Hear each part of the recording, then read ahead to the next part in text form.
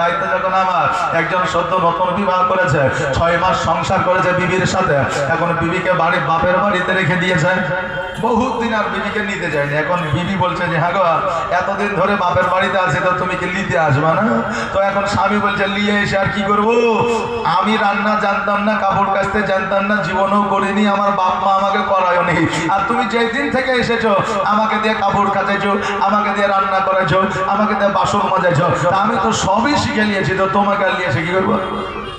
আমাকে সবই শিখিয়ে দিয়েছ, তো তোমাকে নিয়ে এসে আর কি করবো? বাপজি ভাইয়ের আমার মায়েরা, যেই উদ্দেশ্যে আমি কথাটা বলতেছিলাম, বাবারা কোন বউ বলতেছে স্বামী গো, আপনার মা আমার শাশুড়ি আমাকে চাল দেয় নাই, ডাল দেয় নাই, এই জন্য আমি রান্না করতে পারি না। এখন আপনার মা আমার সঙ্গে ঝগড়া করেছে, ঝামেলা করেছে। বাবারা প্রত্যেকটা পরিবারে 100-র মধ্যে